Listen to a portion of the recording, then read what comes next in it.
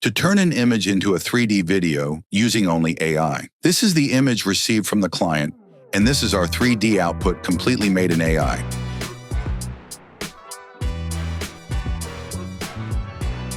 Now we'll be discussing the process.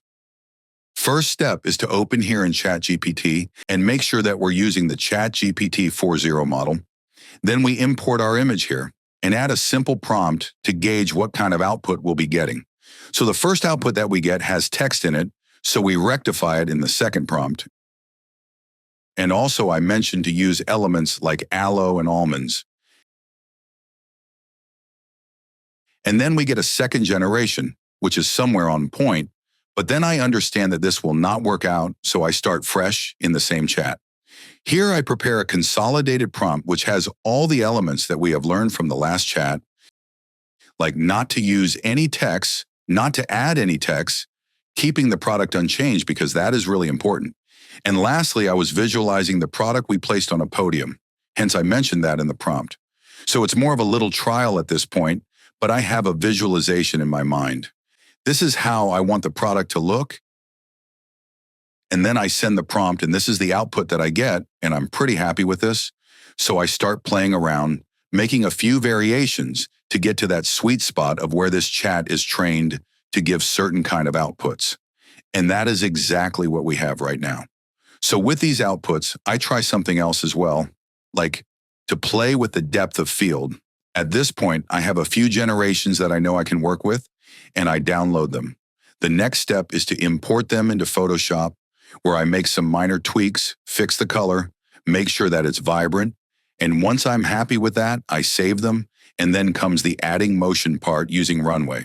So in Runway, this is where I add the asset. In Select Asset tab, I import my first image.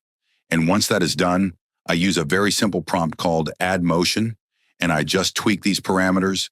I make sure it's 9:16, and then 10 seconds in Gen 4 Turbo.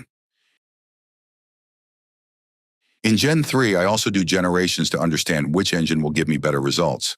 So it's a hit and trial, so both the engines are opening at the same time, and then I get two outputs. This is from Generation 4.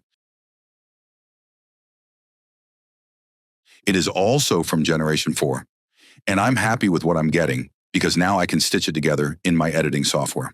I know what will come first, what will come second. This is After Effects.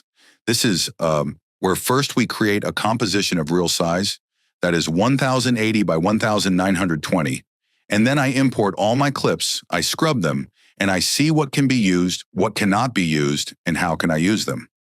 Once that is done, I separate my layers and prepare my timeline. And also, I think of elements that I can add.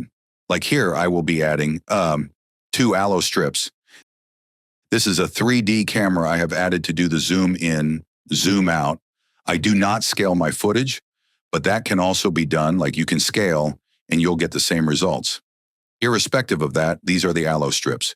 So what I do is I put them in here, and they will be opening up like a door. So that gives me a little bit of less visual jerk when I'm playing the video. So this is not in AI. This is something that I incorporate in my process to add external elements to make it look better. And once that is done, I add a fade in, fade out to, like make sure that it disappears after it has opened. Once that is done, I animate the 3D camera to make sure that there's a little bit of zoom and the scene is also dynamic because only the movement of the scene that is there will sell the effect. Animating the 3D camera will help to prepare a video that is like engaging and dynamic. So that is exactly what I'm doing here. I add a little bit of blur at the very beginning because the door is opening, so the background will be in blur.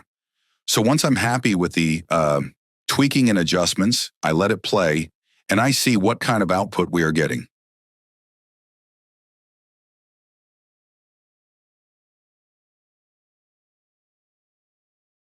Now we have an output that way I like, and I can work with it with some music and all. And I'll be also adding like a color grade on this to sell the effect finally. Right now it looks okay. Then I'll also be adding a light sweep. So once I have the video ready, I do these small tweaks of adding a light sweep, of adding the color grading option. so that it just looks better on screen. It's vibrant. So a little bit of post-processing is involved here. And once that is done, I render it out, and that is pretty much it. Then I have the final thing rendered